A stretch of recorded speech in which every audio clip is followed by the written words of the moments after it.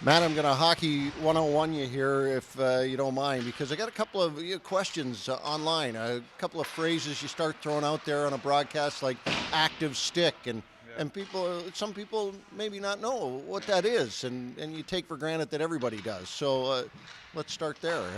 What does active stick mean to you guys? Yeah, going off what you said, there's a lot of things that, even as a guy that's been around a little bit, like, when I came here, there's a lot of terms that I didn't know either. So you kind of just pick it up, and each day, when it gets said over and over and over again, it becomes second nature. But yeah, active stick is, especially I would say on the penalty kill or in a situation that they might have a chance, is just to kind of move your stick back and forth, make yourself look big.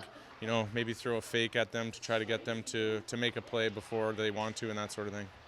And then oftentimes we look at the goaltender and shutouts, and look what an incredible effort that they put in. But and it is a lot on the goaltender, let's be honest. But what else goes into that shutout that the fans may not concentrate on?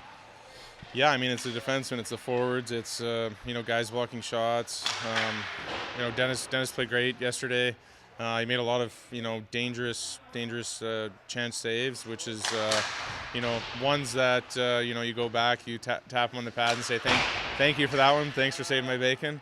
But yeah, there's a lot that goes into it. I think the better structure that we have, the less odd man rushes we give up. Kind of helps him out, and let him make the saves that he should be making, and kind of limit them to grade A chances in and around the crease area.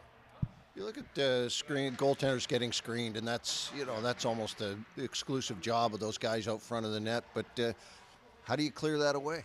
Yeah, here's another lingo for you, but on our team, especially box outs is another one, and that's kind of meeting their forwards before they get to the net and make it hard on them to get to the net and screen. So as defensemen, it's not a fun part of our job, but and a lot of times it goes unnoticed, but that might be the difference between a goal and a save. If they get to the front of the net and the goalie can't see it, a routine save shot is now a goal. So that those are the little things that us defensemen have to do, and in hopes that the goaltenders back there will save our bacon once in a while. I appreciate this, because I say it's one thing. It comes from you. I think there's a little bit more authority attached to it. Thanks. Thank you. John, some trends that are getting hard to ignore. You guys' home record is spectacular this year. What do you think's part of the success rate of having such a good record at home? Well, I think it's just our team,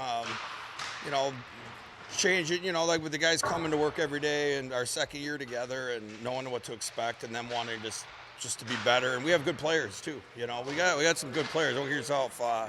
The guys are working hard. They're playing as a team, and we're not so focused in on the score. We're focusing on how we want to play, and I think that's translated into a lot of wins.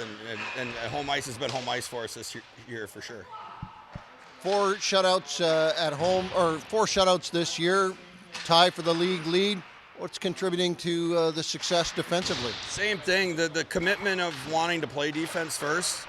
If you play defense, that usually translates into pretty good offense as well. When teams are out of structure, with our transition game, I think we've done a much better job with that this year, of defense first, and then translating that into offense. And we got good defensemen.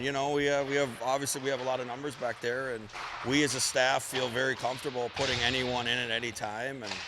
And they've done a great job of doing their jobs and moving pucks quick, and our goalies have been outstanding as well. You've had a little bit of a luxury here over the last, a couple of weeks, let's say, of being able to try out some different folks in some different roles, different lines, different combinations. You like having that luxury?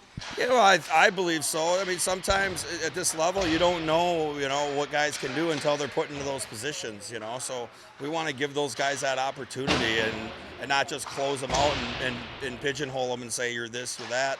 So we've given guys some options to get into those positions, and some guys have went with it, and our guys have done a great job allowing other guys to do it. So it's been a good thing so far. We just got to continue to be better at what we do and enjoy it as well.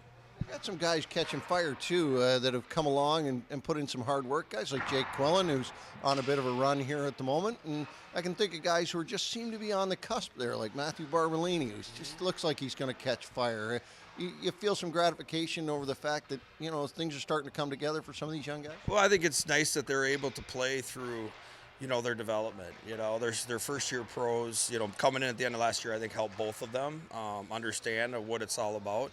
They've done a really good job of that, and their game continues to grow. They're still young, they're still learning, and as long as the progression is trending upwards, it's good for them, and it's also good for the organization.